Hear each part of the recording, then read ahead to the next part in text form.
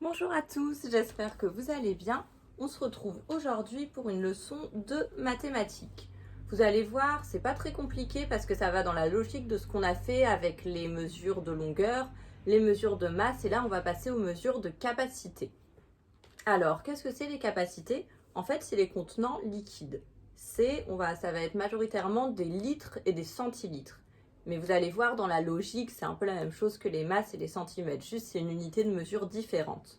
Donc déjà retenir qu'on appelle ça capacité et que c'est en litres ou centilitres. Donc ce qu'il faut savoir, c'est que, alors est-ce que vous allez voir si j'écris ici 1 litre, donc L majuscule, pour la façon dont on l'écrit, ça fait 100 centilitres. Et là on écrit en minuscule CL. Donc vous quand vous écrirez, ça sera un joli L comme ça. Donc ça, c'est la mesure qu'il faut savoir et qui va nous servir. Donc qu'est-ce qu'on fait si jamais on veut additionner ou résoudre des problèmes avec des capacités? On va faire la même chose que ce qu'on faisait avec les masses, c'est-à-dire qu'on va convertir pour pouvoir additionner.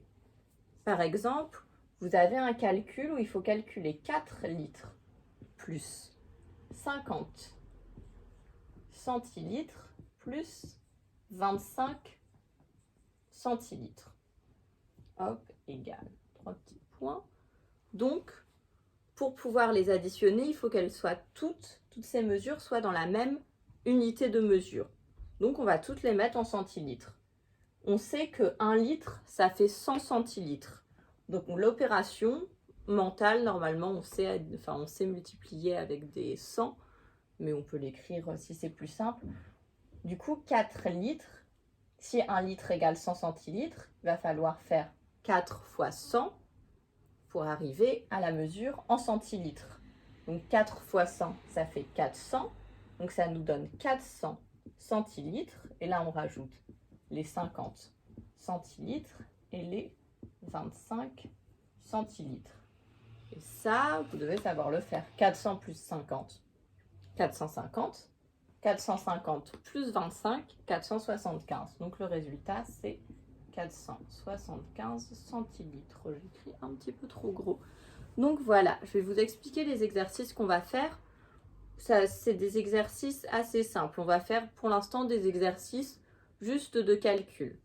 Et après, oui, je n'ai pas précisé, mais c'est exactement la même chose pour comparer. Par exemple, on veut comparer 3 litres et 45 centilitres. On veut savoir lequel est le plus grand ou lequel est le plus petit. On va convertir 3 litres en centilitres. 3 fois 100, 300. Donc 300 centilitres, c'est supérieur à 45 centilitres. Et ça, on s'en rend compte en faisant la conversion. Donc les premiers exercices qu'on va faire, ça va être juste des exercices de conversion. Et après, la semaine prochaine, avec la maîtresse Yasmina, vous allez pouvoir passer au problème. Je vais vous les lire. Le premier, tout simple, il faut transformer des centilitres en litres. Donc, c'est le A2, page 139. Recopier et transformer en litres. 400 centilitres égale combien de litres? Et 600 centilitres égale combien de litres? Ensuite, il faut additionner, on va faire le A3 aussi. Il faut additionner et donner la réponse en centilitres et en litres. C'est-à-dire que vous allez devoir faire plusieurs conversions.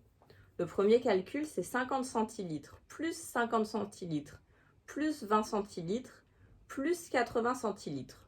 Combien ça fait en centilitres et combien ça fait en litres? Ensuite, 50 centilitres plus 50 centilitres plus 90 centilitres plus 10 centilitres. Pareil, combien ça donne en centilitres et combien ça donne en litres? Et le dernier, 2 litres plus 50 centilitres plus 40 centilitres plus 10 centilitres égale, pareil, la réponse en litres et en centilitres. Voilà, je vous en donne 2 pour aujourd'hui et la semaine d'après, vous allez continuer là-dessus. Comme ça, on aura vu les mesures de longueur, les mesures de masse, les mesures de capacité. Voilà, j'espère que ça a été pour vous. N'hésitez pas à me poser des questions, soit sur Classroom, soit par mail, en commentaire, en conversation, il n'y a aucun problème. Et pour ceux qui sont en classe, n'hésitez pas à demander à la maîtresse qui s'occupe de vous. Voilà, je vous souhaite une bonne journée, un bon week-end et on se retrouve nous dans 2 semaines.